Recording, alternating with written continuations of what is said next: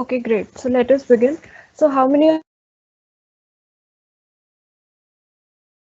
the topic that we are going to discuss today? How many of you were able to understand the topic that we are going to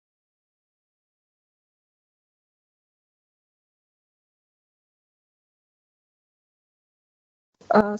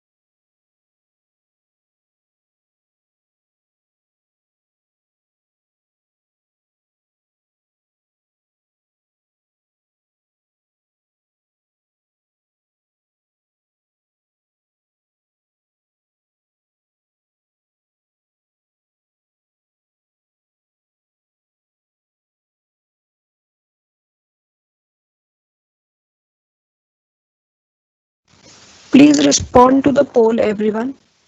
I've posted a poll on the Telegram group. You should all be responding to that.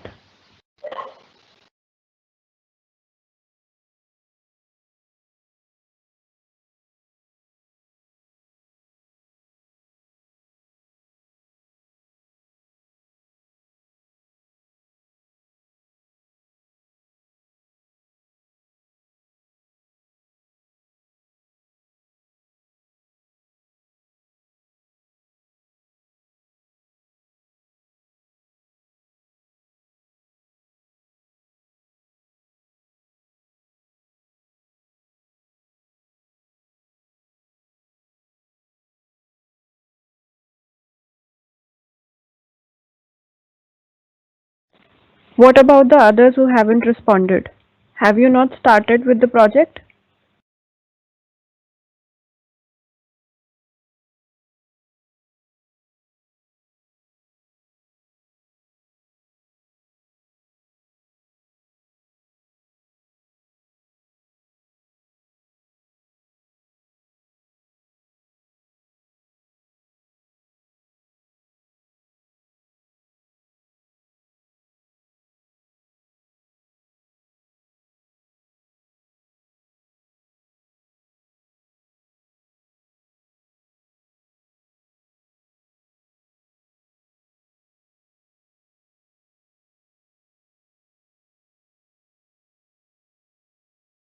There are so many of you who have enrolled for the bootcamp, and there are so less votes.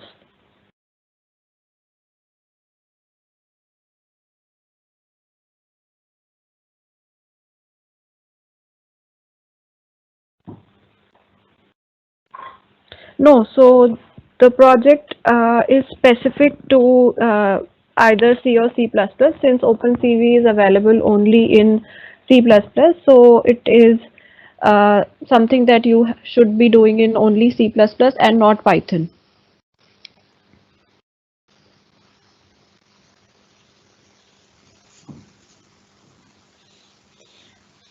Now, since you do not really have to use any you do not really have to code anything yourself, and you have to use all the inbuilt functions and all the libraries or functions under OpenCV. So it is almost similar if you want to do it in Python or in C++.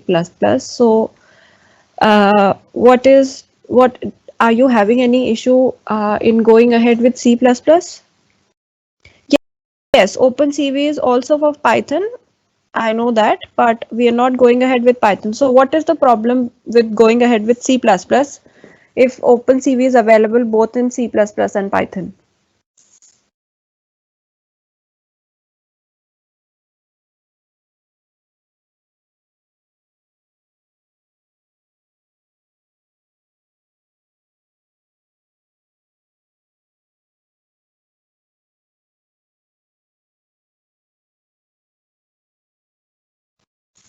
Yes, so is there a specific problem that you have with C++?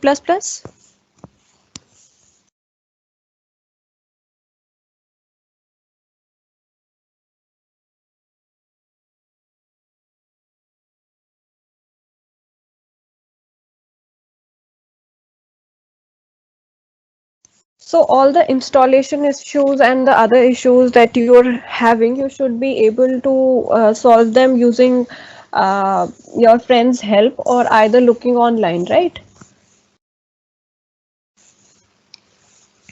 You're not able to configure VS Code and OpenCV. Okay. Okay, of course there will be some errors. So one of the simple easy ways is to just go ahead, look into a tutorial online, because since there are a lot of you, I cannot even actually look into each and everybody's problem personally or one by one. It is going to take a huge amount of time. So just go ahead, look into there are so many tutorials online which are going to help you, and they are specific to this, that how is it that you can install OpenCV with Visual Studio. Okay.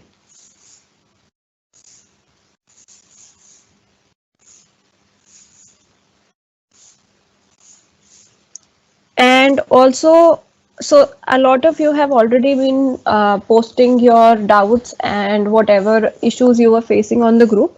So just go ahead, do that, discuss with your friends. This group is for the same purpose only, so that all of you can help each other out. So after the class, you can all discuss and go ahead with the project.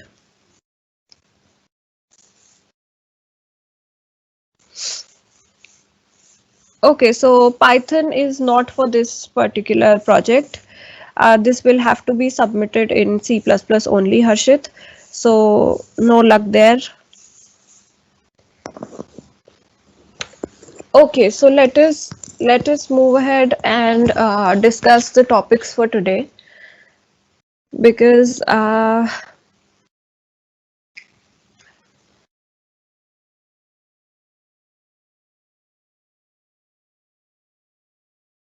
yes, so if there are no other errors other than the installation and yes, so since this is sort of an open project, it is very much easy for you guys to go ahead and look for anything and any help or documentation that is available online. So this is only for your benefit, that you're going to be actually be familiar with how these things are done and how can you use these different platforms.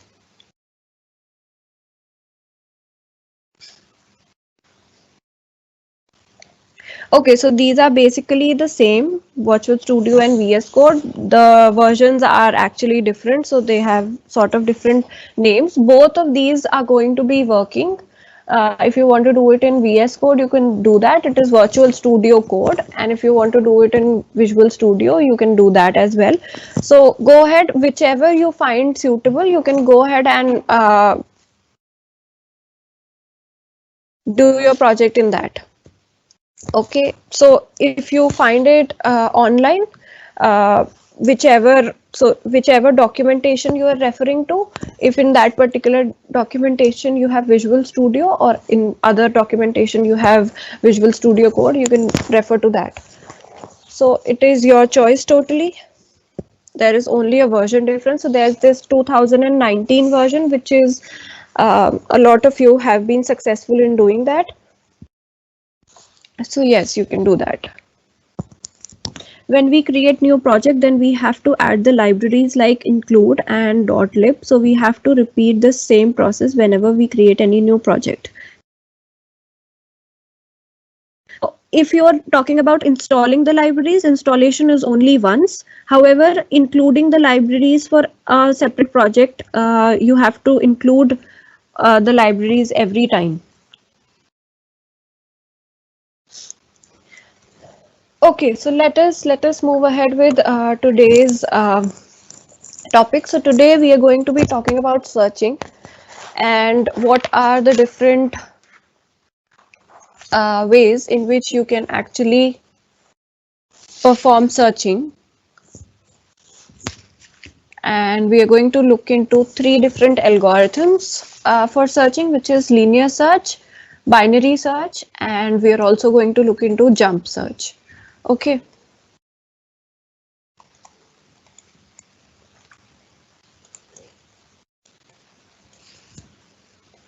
So searching, as you already know, is basically finding out a particular element. So we are going to be talking of arrays here. We are going to be using the array data structure in order to search. And we are going to be specifically doing it for integer arrays. So yes, let us move ahead with that. Let us look into linear search first.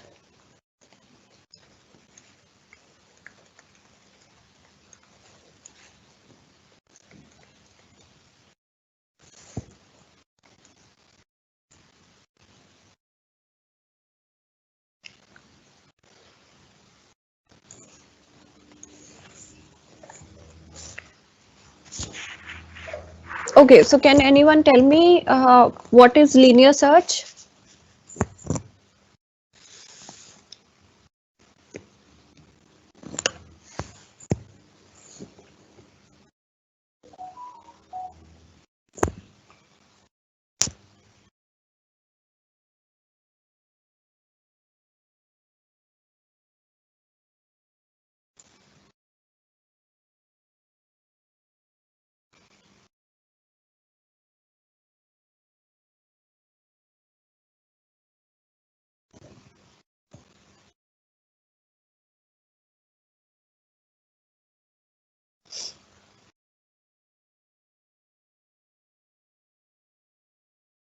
So am I not audible to everyone?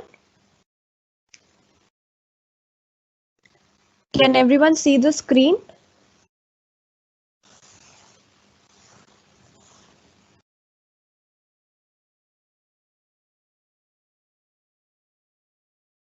Yes. So I think others can see the screen. So Pushkar, maybe check your internet connection once. Okay, so they're saying that linear search is basically sequential search. Yes, correct. Comparing elements in linear order, correct. Yes. So yes, since a lot of you know about this, let us look at an example and then we are going to go ahead and look at the algorithm of how can you perform linear search. Okay. So let us consider, for example, we have, let us say, an array and we have certain elements in our array. So let us suppose we have 10, 18, let us say 80, 41, 60, 22, let us say 170. Okay. So these are, let us say we have this small array here and we have what are the number of elements that we have here? We have 7 elements, right? So let us also write down the indexes 5 and 6. So since the index is ranging from 0 to 6, we have 7 elements. And now let us say we want to search for an element within this integer array. And let us say the element that we want to search is provided by the user, let us suppose, and let us say it is stored in the variable x. So we say, let us suppose x is equivalent to 60. For this particular array, we have given that, let us, I want to search a particular element and this element is 60. So we say that the output that we want to get in this case, the result is that first search for the element that we want to search in the array, find that element and return its index. Let us suppose we want this to be as our output. That is, we want to return the index of the element if we found that element, or if that element is not found, then we are going to return -1. Okay, so this is our uh, problem statement for this particular coding problem. And we say that in the result, let us say we can say element found at index. So we say we are going to be searching for 60. So in linear search, what do? We start off with the first element of the array, compare it with the element that we are searching for. So we say if 10 is equivalent to 60, no, it is not. Then we compare it with the next element. If 18 is equivalent to 60, no. Compare it with the next element. If 80 is equivalent to 60, then we go ahead with the next element until we reach the element. So we say that we have reached index 4 here inside the loop, and we say that the element at index 4 is equivalent to the element that we are searching for, which is 60. So we simply return the index here. So we say element found at index 4. Yes. So this is what we want to achieve here. So this is one of the very easy and simple things that you might have performed a lot of times. So what is the approach here? What is the approach? So we, let us write down the simple approach that we have. Element and compare x with each element.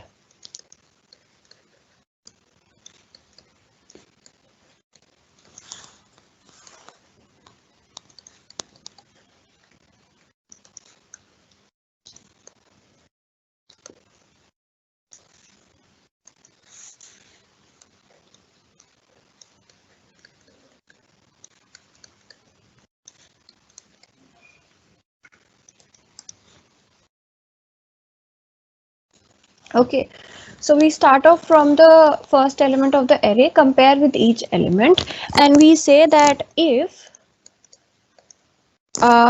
x matches, then return the index.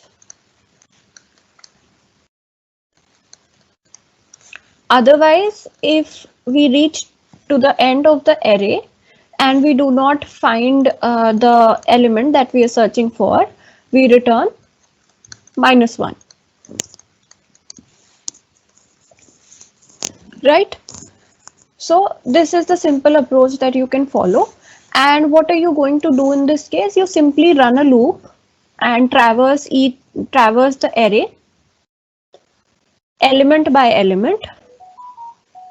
And then what do? You say, let us also write the pseudocode. So you start off, let us say, using a for loop, and you say for I is equal to 0, that is the first index. You say go on up till I less than n. Let us suppose we have n elements in our array, and we say if the arrays, any of the arrays index match the element x that we have as an input, we say that now return the index.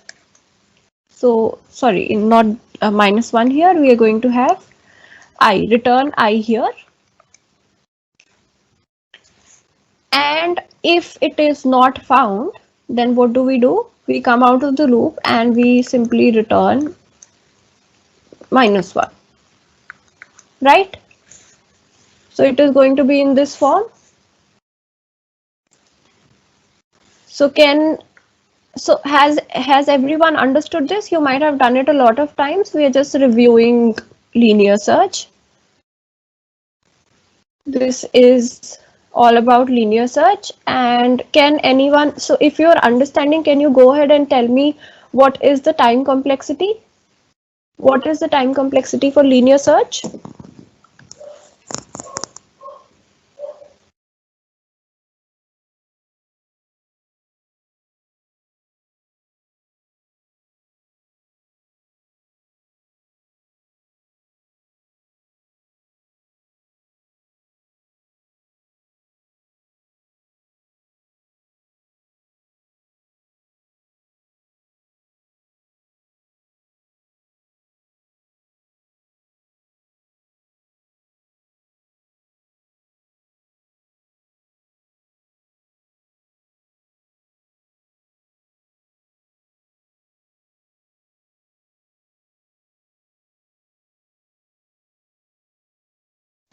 Yes, so it is order of n.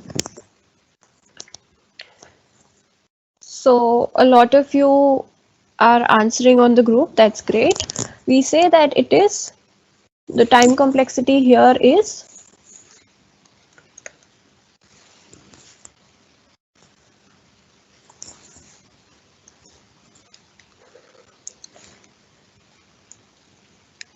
let me write this down here. So we say that the time complexity for linear search is order of n. We are going to traverse each element one by one. And if we have n elements in our array, then the time complexity will be order of n. And now when we're talking about the time complexity here, so what will be the worst case in this particular algorithm when we consider linear search? What is going to be the worst case?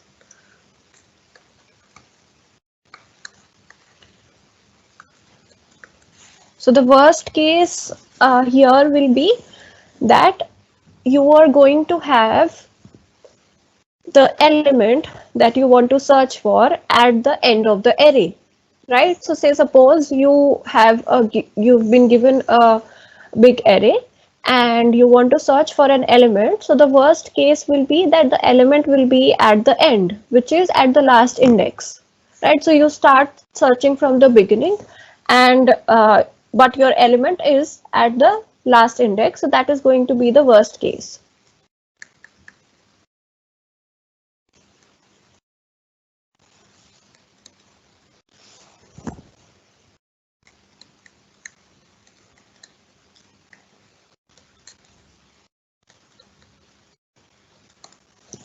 Yes. So now, because of this particular case, we have the time complexity as order of n. So there are actually various approaches in which you can actually improve your time complexity, but that is only, so this is the basic linear search that is performed. But say if you know a specific case, you know that your element can be at the last position, so you can go ahead and search to starting from the last. So there is this other approach of linear search which you can refer to, which is, let us say you keep a track of both the indexes. So let me just write down, let us say this complete, let us consider the same array, and then we are going to look at the other linear approach. And this linear approach will basically bring your worst case time complexity to order of 1, because you are going to look into the first index as well as the last index simultaneously. Okay, so let us, for example, consider the same array. So we have 10, 18, 80. We have 10, 18, 80, and then we have 41. What do we have next? We have 60, 22, 170. So we have 60, 22 and 170. Okay, so now this time for this particular, so this is kind of an improved approach of linear search. So you begin your let us say loop, and you have, let us say, L, which is pointing to this position, first index, and R, which is pointing to the last index. Now you have X, let us say, as 60. So what do? You say that I'm going to check if L is equivalent to X or not, and check R is equivalent to X or not. Okay, so compare both of these elements with X. So now you see X is not equivalent to 10 and 170 is not equal to 60. So what do? In the loop, you increment the value of L. So you do L plus plus, and now your L comes here, and you decrement the index R. Both of these are indexes. So L is initialized to 0 and R is initialized to, let us say, n minus 1. Okay, so n minus 1 being the last index of your array, which is storing the last element of your array. So you start with L from 0, increment the value of L if it is not found at L's position, and if it is not found at R's position as well, and decrement the value of R. So you keep on doing this until you find your element, and if, say, suppose you do not find your element, so in that case you are going to return -1. Got it? So is this also understood to everyone? Shall we look ahead and look at the next algorithm, which is binary search?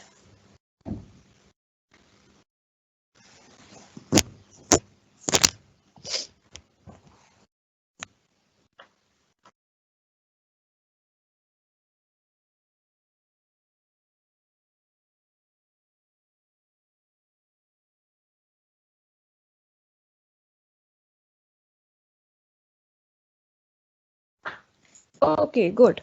So what will happen in this case? In this case, it is going to move ahead like this. So if, say, suppose your element is at the last index, then you can find it at order 1 time if it is at first index or if it is at last index, right?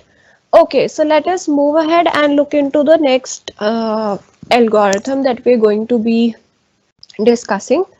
So this is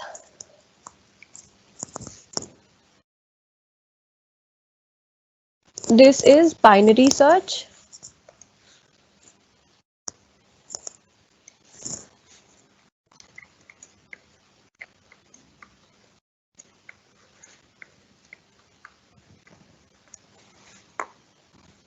Okay. How many times will you have to repeat the loop? Yes, so it can be n by 2, or what condition you can put up in this particular case is that L is less than R. So your left index should always be less than, or it can go equivalent to, so you can either say less than equal to R. So this is what condition you can have in your case, because since R is something that is an index from right towards the left, and left L index is from the left towards the right. Yes. So let us talk about binary search now. So what happens in binary search? Can anyone tell me? And also, can anyone of you tell me what is the prerequisite for performing binary search? What is it that we assume in binary search?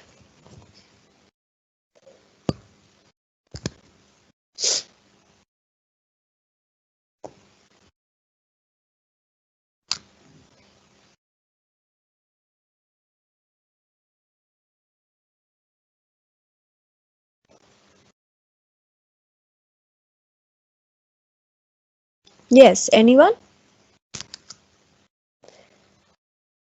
Sorted loop. No, the loop is not sorted. The array is sorted. Yes. The elements of the array are sorted. Correct.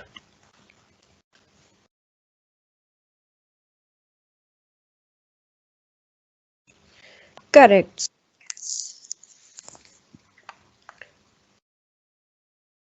Let us move ahead and let us consider an array, for example, and let us then move ahead and discuss how binary search algorithm works, and then we are going to write down its algorithm. Okay. So let us consider, for example,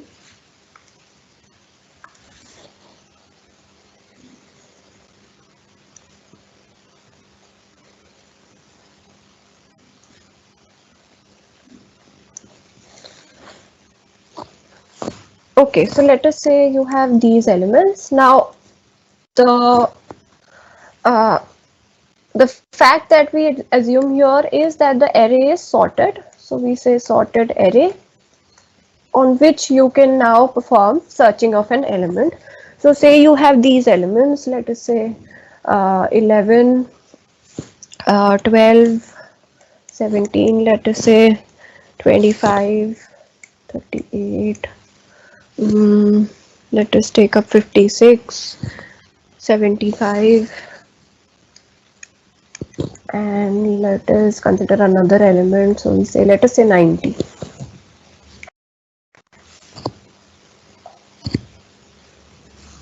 Okay, so we have these elements. Let me also write down the indexes.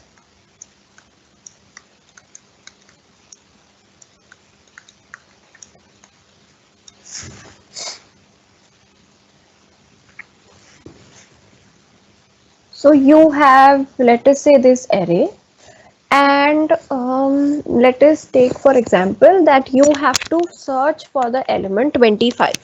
So the element that you're looking for here is, let us say, x is equal to 25. So how do you start off? You say that let us consider that I have been given a sorted array, which this is. If you see here, this is a sorted array, and now you say that I want to search for an element which is x is equal to 25, and I am going to begin by going to the middle element of the array. So you go to the middle element of the array, and you say that I am going to compare my element that I want to search for with the middle element of the array, and depending upon the comparison, I am going to consider to which half of the array, which sub array should I go to in order to find my element next, right? So we say that if you consider this particular array, there are 10 elements. So if you say that, let us say, I am going to go to this element 4, because let us for now consider that you are going to number of elements uh, divided by 2. For now, let us consider that as the mid index. So this is, consider this as the middle index of the array, okay, because there are even number of elements in the array, so we are going to this index. Now we say compare the element at the middle index with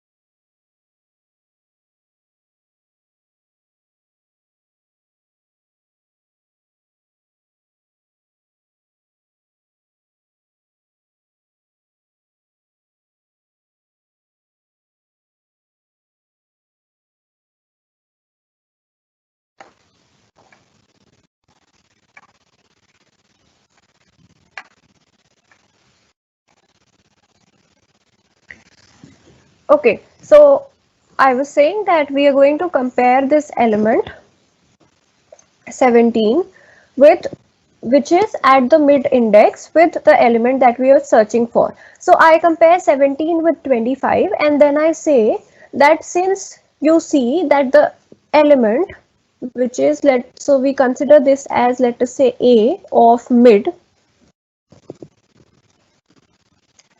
if this A of mid is equal to X, then we are simply going to return mid, because we, so what was the thing that we were looking into? It was that mid, we have to output the index if we find out the element. So we say that mid element should return the, if the element is found at index mid, so we simply return the index which is mid. Okay, and say if this element, so we say if A of mid is less than X. Now you see, we say that X here, the element that we want to search here, is greater than this element. You see, 25 is greater than the element at A of mid, right? Is greater than this. So we know that all the elements which are going to be greater than the middle element are going to be towards the right. है ना? All the elements that are going to be greater than the middle element are going to be towards the right. So we say I am going to now search for the element only in this half of the array. Only in this half of the array. Because I know that all the elements which are less than 17 are going to be towards the left, and all the elements greater than 17 are going to be towards the right. And my element that I want to search for is also greater than 17. So I'm going to search only this half of the array and leave out this. Okay, so that is why the prerequisite for binary search is a sorted array.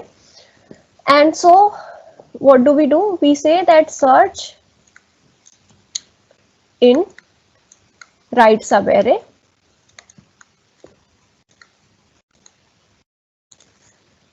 and if, let us say, A of mid is greater than X, now we know that the element that we want to search for is less than the middle value, so I'm going to search in the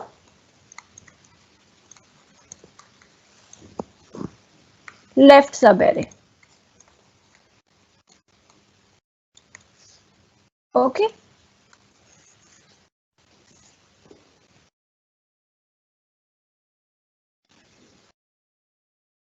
So this is my actual algorithm to search an element using the binary search approach, which is if X is equivalent to the middle element of the array, then we return that particular index. Otherwise, if the middle element is less than the value of X that we want to search for, then we go towards the right subarray. Otherwise, we go to the left subarray.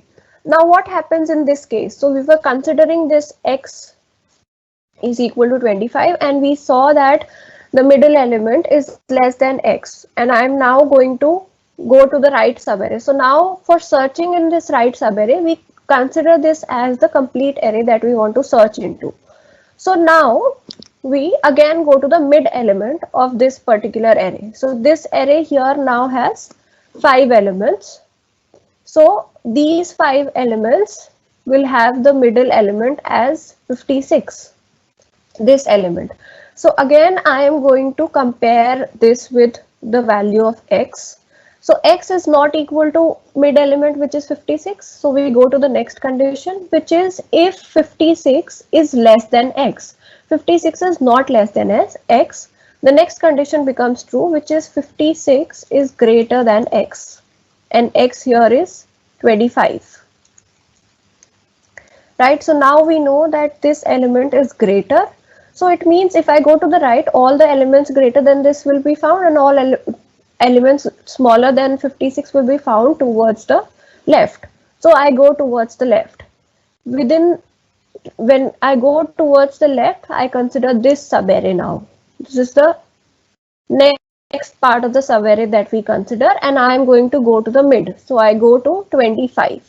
Now I compare 25 with the next element, which is x. So I compare x with 25 and check if these are equivalent. So yes, again we find out that this index, the value at this index is equivalent to the element that we are searching for. So we simply return the value of index, right? So has everyone understood how binary search works? Is this clear to everyone?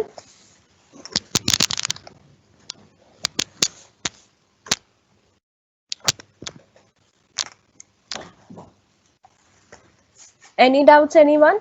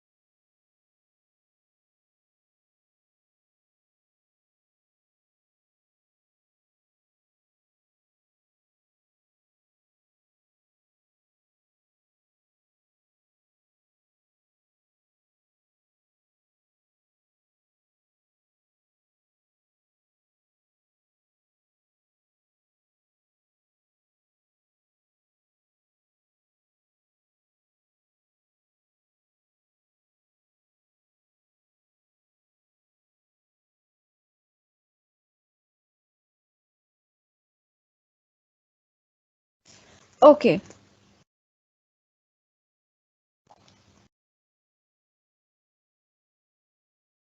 Okay, so let us move ahead then. So we talked about binary search. Now we also talked about linear search. So all of you be able to write down the code for this?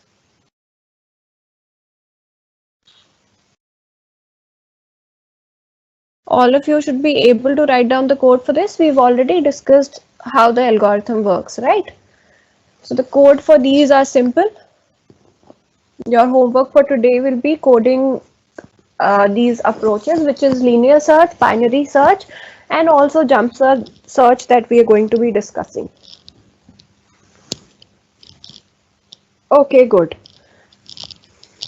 So let us move ahead then.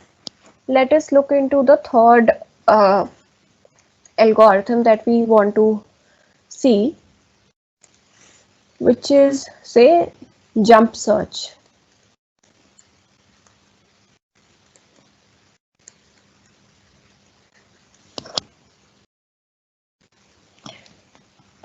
Okay, good. Yes, so let us now start talking about jump search.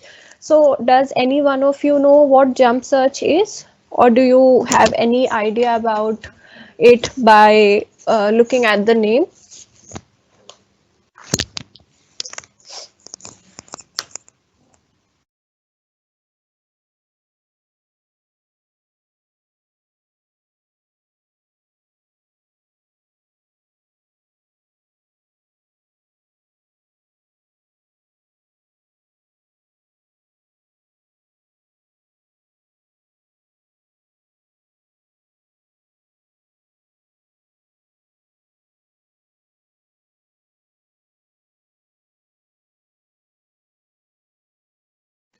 Okay, so let us looks like you have only okay, so there are people who know about jump search. Okay, so there are others who don't. No problem, we are going to look into it. So we say like jump search, like binary search. In this also we consider our input to be sorted. Okay, so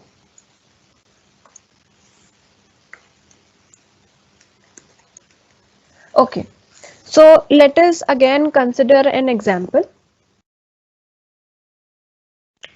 It is also an algorithm which works on sorted arrays. Yes, correct.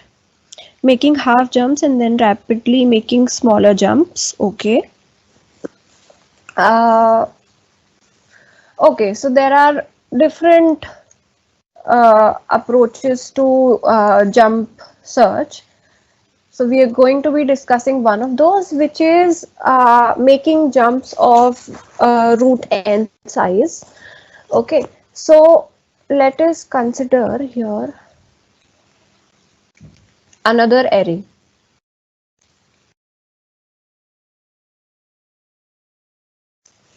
Okay, so let me write down the elements. Now, again, one of these prerequisite, like for binary search here in jump search as well, is that the array should be sorted. So we say sorted array as input.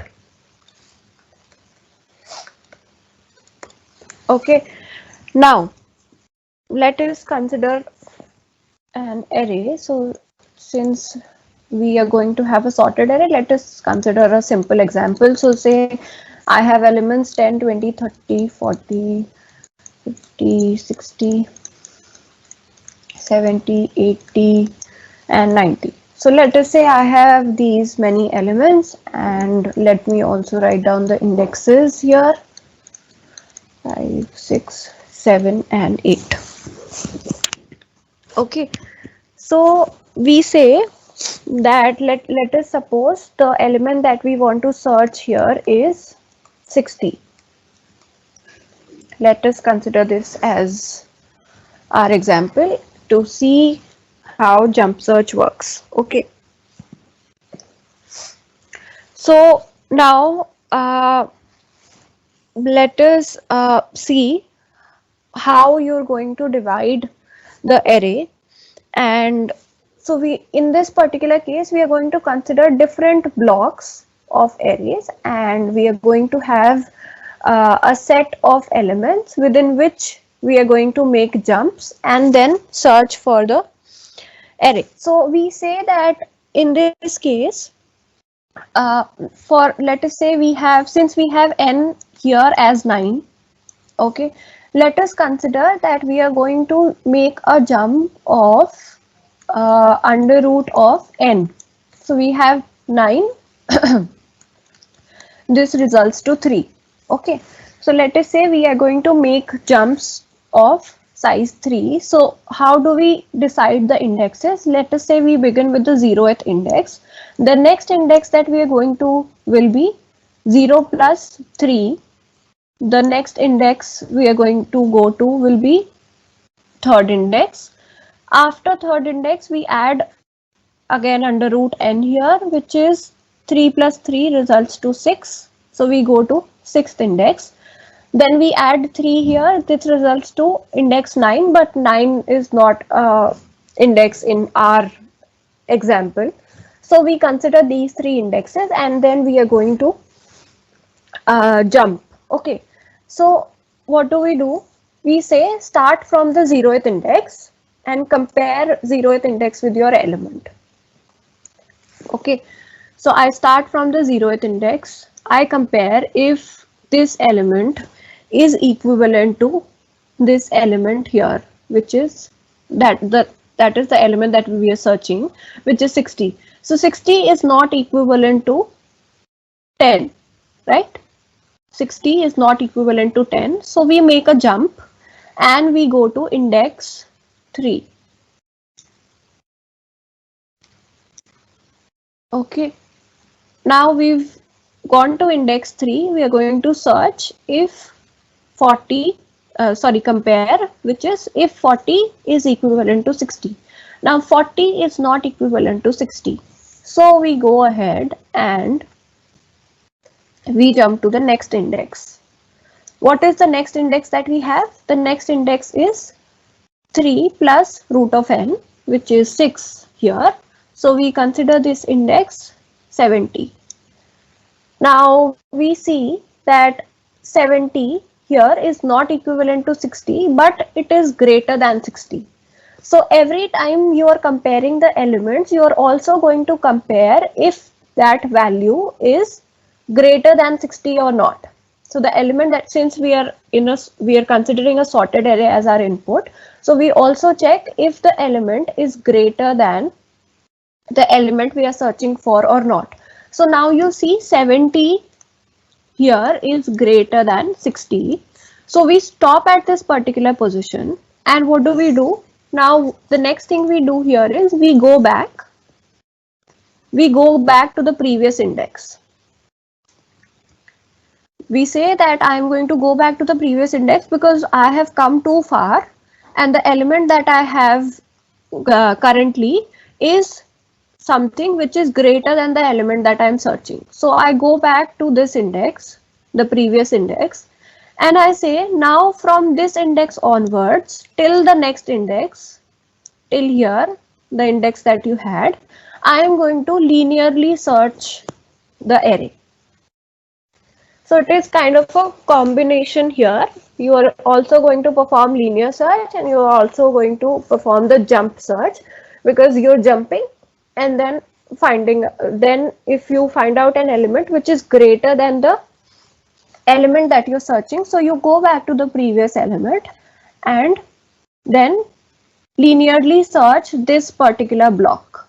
So the first block you had was this 0, 1, 2. The next block is 3, 4, 5. The other block is 6, 7, 8. Okay, so you simply do this here and search. Now you linearly search. So you compare 40 with the element that you want to search for, which is 60. So you say no, it is small. So you go ahead with the next element. Now in the next element you check if 50 is equivalent to 60. No. Again you go ahead and check with the next element, which is 60. So you compare if 60 is equivalent to 60. Yes, it is. So you simply return the index which is corresponding the element which you have just compared, and it is equivalent to the element that you are searching for. Now if say suppose the element that you were searching for was 55. So what will happen in this case? In case of 55, you go back from here, you similarly do this. You start off with 10, this first index, then you go to index 3, compare, go to the next index. Here you have element 70. You see that 70 is greater than 55. So you go back to index 3 where you have 40 and you start linear search. So you start linear search, you compare if 40 is equivalent to 55, no. If 50 is equivalent to 55, no. If 60 is equivalent to 55, no. So you have completed the block, and in the block you did not find this particular element. And you do not need to go ahead from 70, because since the array is sorted, all the elements which will be greater than this particular element will be towards the right. So you do not need to search the rest of the array. You simply search in that particular block and return the index. So this is kind of block searching. The first thing you do here is you find out the block in which you can find your element, and then do linear search. Okay, so is this clear to everyone? Has everyone understood jump search?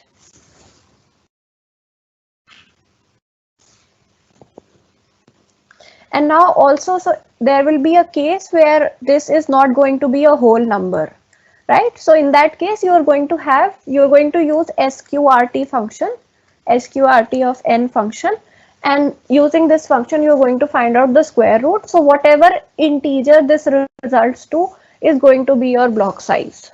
And then you're going to work in multiples of these. So say if you had 16 elements, let us suppose in your array, so you start off with n, which is equivalent to, let us say, under root of 16, which is equivalent to 4. Okay, this is 16 and then you're going to have multiples of the indexes are going to be in multiples of this value, which is under root of n. So you have 4, then you have 8, then you have 12, and like that. So you will have these, right? So has everyone understood up till this part? Any doubts to anyone?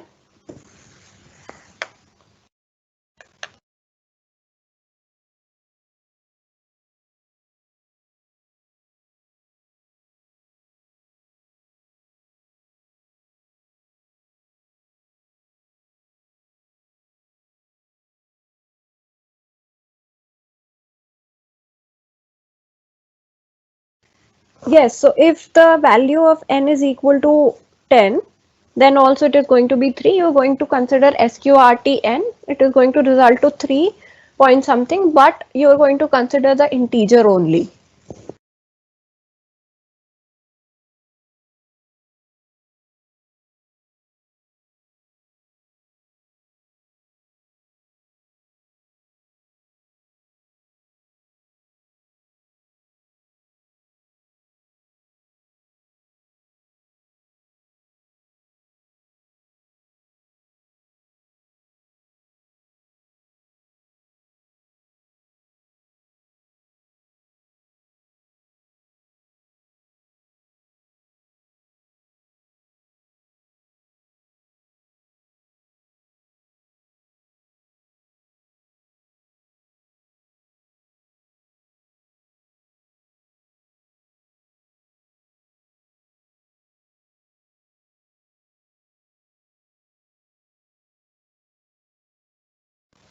Okay, so before moving ahead, so I have given the answers to why, what will happen if you do not have the square root as a whole number. You're going to consider the minimum of it, whatever is the whole number part of it. And okay, so before moving ahead, let us also look at what is the reason behind selecting this size of root of n. Let us also look at this reason. Why do we consider root n? So before I move ahead and talk about this, can anyone tell me why do we uh, consider all why do we in jump search in this particular approach where we consider blocks of size under root n, why do we consider only under root n and not any other size for our block?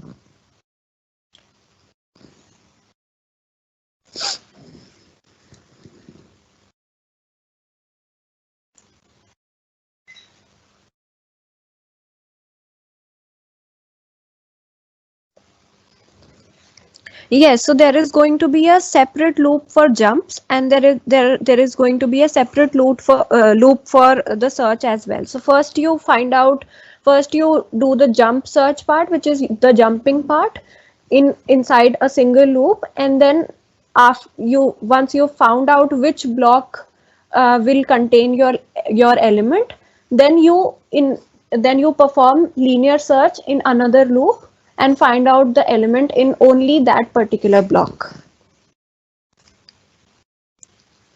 What is the time complexity? So the time complexity here should be under root of n. That you will understand once you implement it yourself. So since there are going to be two loops and you're going to be implementing it, so first look at how it will move ahead. Okay. So like you are going to code linear search and binary search as well, you should go ahead and code jump search also.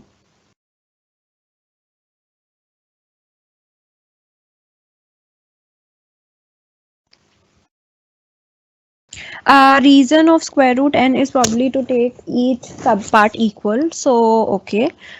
So that we are able to create a maximum number of equal segment jumps. Okay. What will we do in case n is not perfect square root? I have already answered that question. You're going to consider only the whole part when you consider sqrt of n function. Okay, so let us also look at this here. Why do we need to consider and we consider square root of n size? So let me just change the color.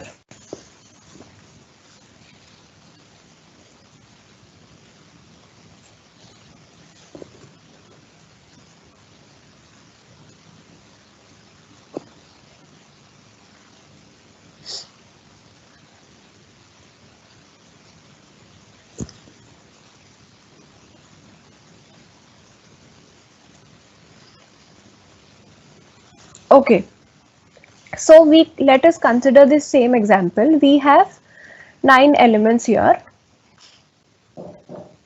and we have considered, so let n be equal to 9 elements, the number of elements that you have. And since the size that we have considered here is 3, let us say 3 is the size of the block that we are considering. Okay, so let us consider that as, let us say s. So we have s is equal to the size of the block, which is 3, which is under root of n. Okay, now in the worst case, so like in this particular case, how many jumps did you perform? You actually performed, let us say, the worst case is going to be performing less than n by s. So s here is 3, which is equivalent to 3 jumps. Okay.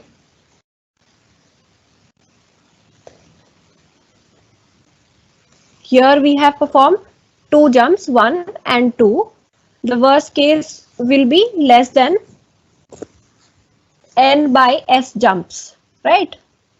So after we do that, after let us say we have done this, we have performed some certain number of jumps. And if let us say the number of elements is 10, then you're going to perform another jump, which is 3, which is going to be 3 jumps. For n is equal to 10 elements, you're going to have 3 jumps. And now after you've performed these many jumps, so we call that as n by s jumps. In worst case, let us call that as worst case. Okay. Now after you have, let us say, performed n by s jumps, and you find out that the last index or the last jump that you performed, and that particular index is actually greater than the element that you're searching for. Like what happened in this case, this element was greater than the element that you uh, actually want to search for. So in that case, what do you do? You go back to the previous element, you reverse the last jump, go back to the previous index, and when you go back to the previous index, then you perform linear search. So for linear search, how many elements do you compare? So let us say this element you have already compared to this particular index.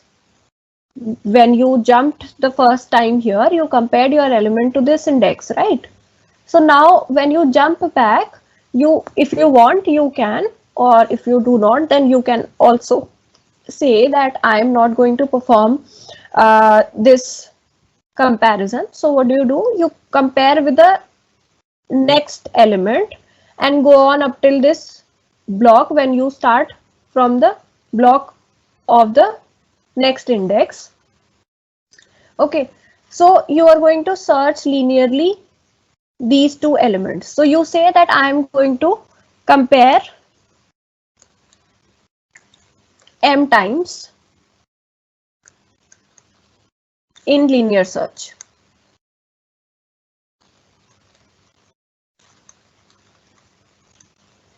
Or if you want to, let us say, make it efficient, and won't really that be efficient, but still, if you say that in actual I am going to be performing the number of elements, which is s minus 1 comparison, right?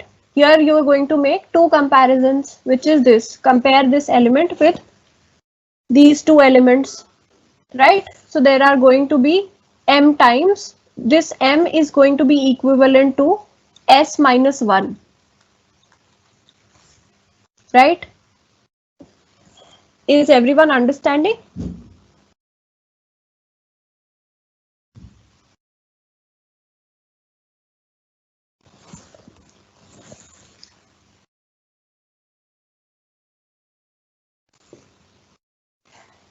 Has everyone been able to understand up till this part?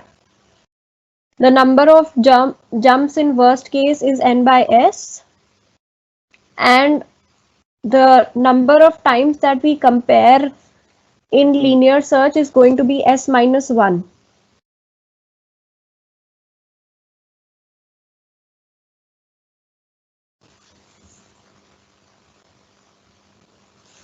Okay, let me just repeat this particular part, since we are so what are we looking at here? We are currently looking at why have we considered under root of n as the size of our blocks.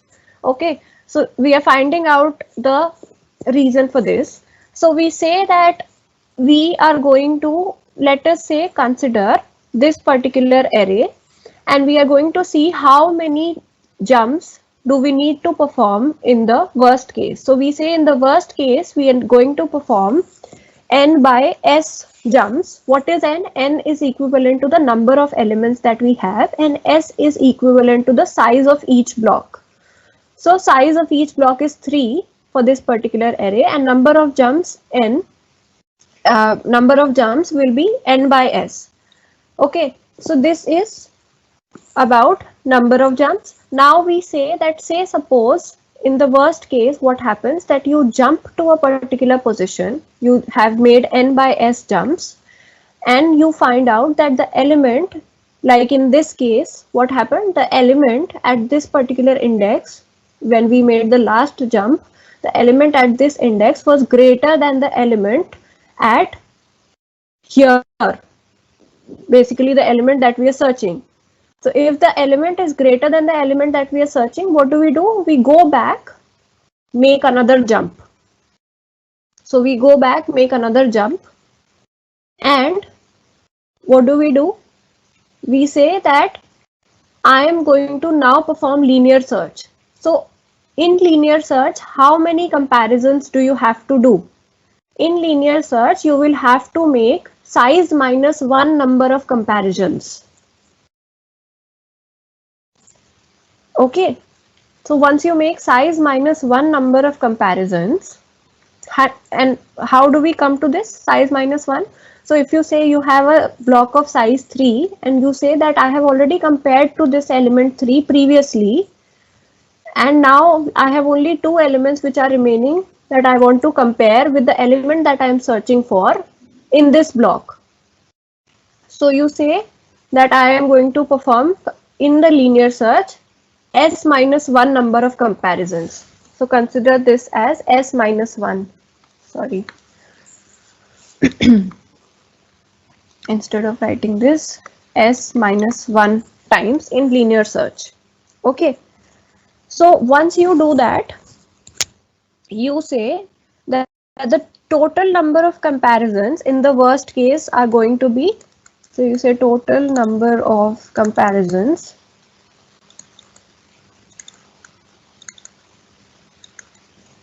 in worst case will be n by s plus s minus 1, right? So you compare this 1 time, 2 time, 3 time. Okay. So you have performed n by s comparisons first, this comparison by jumps. So whenever you are jumping, you're also comparing, right? So that is why we are counting this in the comparisons as well, plus the number of comparisons that you perform in linear search, which is s minus 1. Okay, so this is equivalent to the total number of comparisons. Now we want that this size, the number of comparisons should be least. The number of comparisons here should be least, right? We should be taking a size where the number of comparisons should be least. So in that case, that will in that case, if you have S, which is the size, right? This is the size of the block. If the size of the block is equivalent to under root of n, only then the number of comparisons will be least. So that is why, now you understood, that is why we say that the size that we have considered here for jump, or the block size that we consider, is under root of n, because the total number of comparisons will be minimum only if the value of s, which is the size of the block, will be under root of n. Okay, has everyone understood this?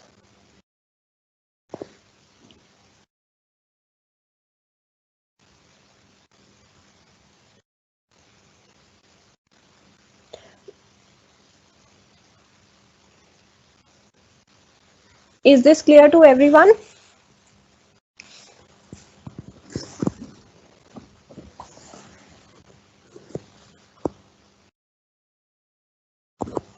Okay, good.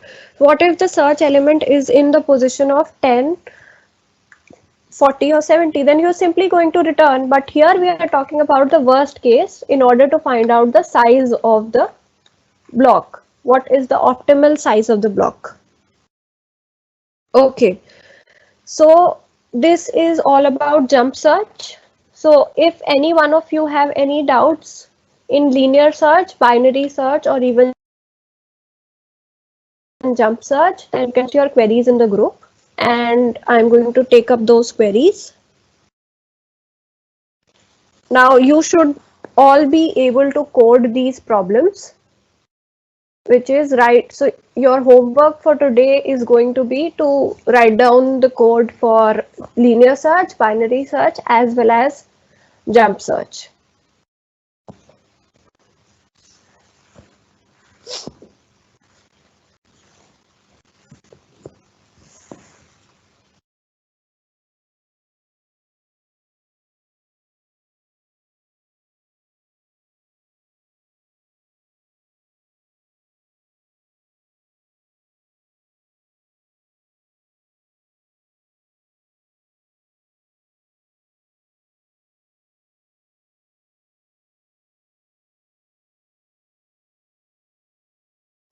Okay, so the time complexity of jump search should be under root of n, because as you can see, we are going to make that many number of jumps, and we consider we are going to, let us say if we perform linear search and we have certain number of elements here, we consider that as a constant.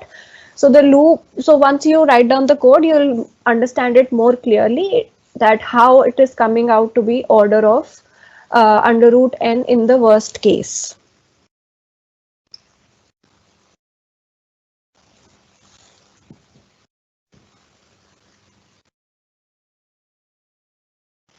So binary search actually takes up order of n log n time, not n log n, sorry, log n time. So log n time is better than performing jump search, which in any way you can see it is.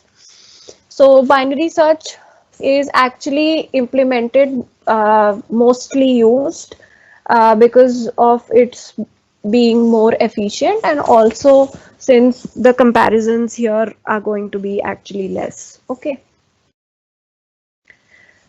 So yes, if there are any other queries, then you can quickly go ahead and post them in the group. Otherwise, we are going to be ending this class today.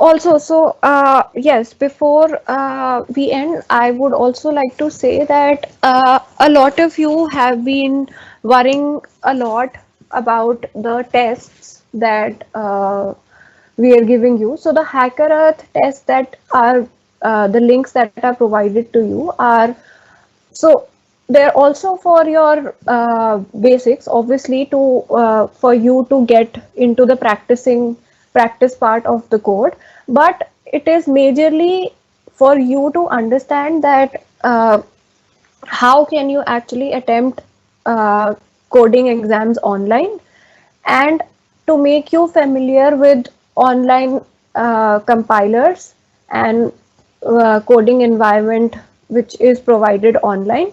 That is basically for you to understand this and to be more comfortable in using an online coding platform. Okay, so that is the major part. If you're able to solve the question, well and good. If you're not, you shouldn't worry so much about it. Just go ahead, look at the logic. It so a lot of you have been saying that we are not able to code because we cannot see the editor, or the editor is not working for us correctly. It most of the times happens due to uh, a problem in your internet service, but it is no big deal. You'll be able to do it once you actually have all the resources and the right time. Okay, so this is all for your practice, but this does not mean that you shouldn't be attempting them. You should all be attempting all the Hacker Earth tests. It is for you to make you familiar with the online environment, as well as for you to understand how can you code in a limited amount of time.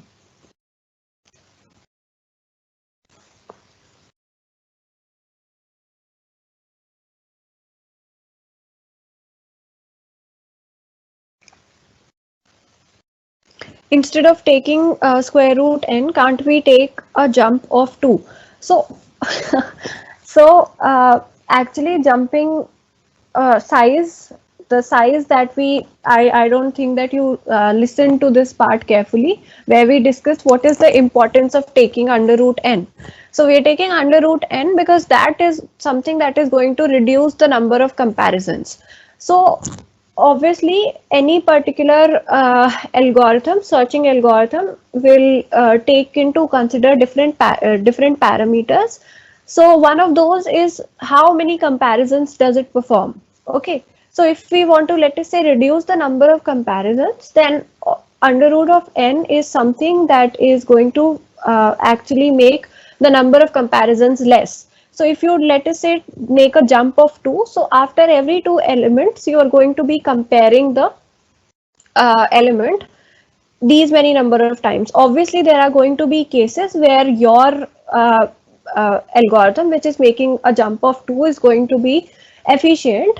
But in most of the cases, we say that since we want to reduce the number of comparisons, so, and under root n is a good uh, block size that we can consider to reduce the number of comparisons. So that is why that is something that is considered here.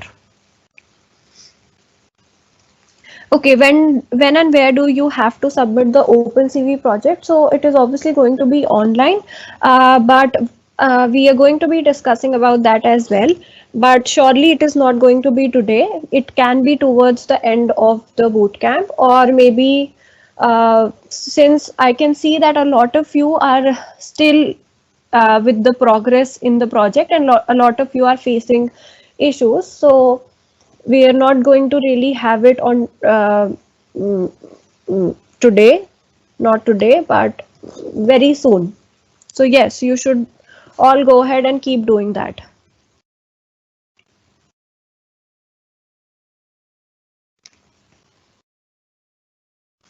The program for rotating the image is working, but after rotating, the edges are cropped off. Yes, so this is something that you might have seen. I wanted you to notice this yourself and see about what the actual function does, what the actual inbuilt function does. So go ahead. It is going to be, obviously it is going to be considered since you've reached this far and you have found out the actual function and how it is implemented in terms of rotating an image. But obviously there are going to be more points if you find out how it is going to happen that the edges are not cropped off, and you actually get the rotation of the original image. Okay, so yes, there are going to be points if you reach this far, but more points if you can find that out as well. Okay. Will there be any Java classes during the boot camp? No. So there are not going to be Java classes. As I said in the beginning, uh, we are going to stick to two languages, which is C and C++ for now. Okay, so you want me to explain binary search again? Let us quickly go through binary search again. So you have you have been given this array here, and in binary search, what do? So you have an element that you want to search for, and for that particular element, you are going to go to the mid of the element, the mid of the array, and compare that particular element with the element that you're searching for. Now, since the array is sorted, and you already know that all the elements which will be greater than the mid element will be towards the right, and all elements which will be less than the element will be towards the left. Okay, so what do? You say that I am going to now be considering that if my element that I am searching for is greater than the middle element, then I am going to consider the right subarray only, and in the right subarray, in this subarray, I am going to again perform binary search and search for this element. If it is less than the middle element, then I am going to search for the left subarray and leave the right subarray as it is, and vice versa. So for this case, if you see 25 here and you are searching this element 25 and you have compared it with the middle element, so you go here and now you perform searching again, you perform binary search again. So you go to the middle element of this particular array that you have and compare again with the element that you're searching. So when you compare these two elements, you see that 56 is actually greater than the value x. So what do? You say now this is, since greater than the middle element is greater than the value that I have, so I'm going to search in the left subarray. So you consider this subarray, again divide it into half, go to the mid element. So here this is the mid element, and again compare it with the value that you are searching. So in this way, you are going to divide your array and search for the element and its index. Okay.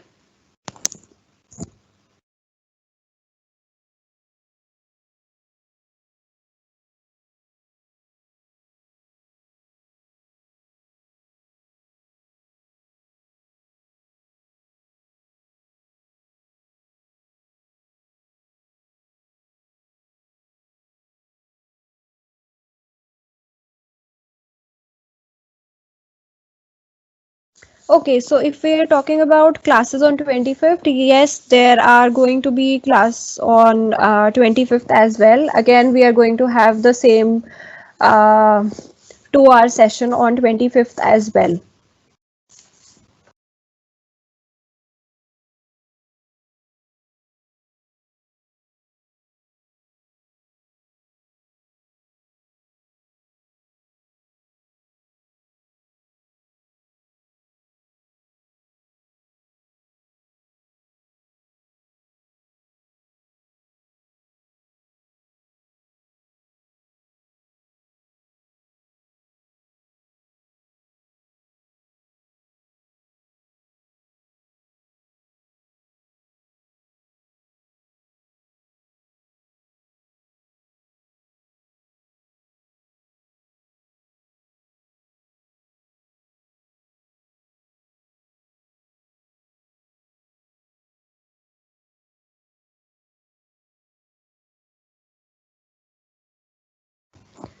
Okay, so one of you wanted to look at the logic for 10 elements. So let us say, consider you have another element here, which is, let us say 100. So your indexes will be going on up till 9. Now you, for 10 elements, again when you consider under root of n, there will be 3, the value of square root of n is going to out to be 3 if you consider only the integer part of it, that is the whole number. So the next jump that you make in this case will be to 9, but for that you will first have to see what is the element that you're searching for. So let us say if you're searching for the element which is 80 in that case, so you're going to make another jump, compare it with this element 100 and see that this element 100 is going to be the element which is greater than the element that you're searching for. So you make another jump and go back to 70. And once you go back to 70, now you're going to do linear search. So once you start performing linear search, you compare the element that you're searching for with 80, and 80 is the same element that you're searching for. So you simply output this particular index. Okay, so that is how jump search is going to work for 10 elements. It is still going to consider the block size as 3, because once you do square root of n, which is square root of 10, it is going to come out to be 3 point something, right? So the same, it is only going to consider the whole number part and not consider the decimal point. So it is going to work in this way. Okay, which searching algorithm is the best? So if you consider binary search, it is going to be the best for a sorted array. But say if you do not, so that totally depends upon what is the kind of the input that you have. So if you do not have a sorted input, then it is going to be linear search, because it is only going to require order of n. If you consider binary search and your input array is not sorted, then you will have to first sort it and then move ahead. Okay. Okay, so thank you everyone. Let us meet in the next class. In the next class, we are going to be looking at some application based questions from searching.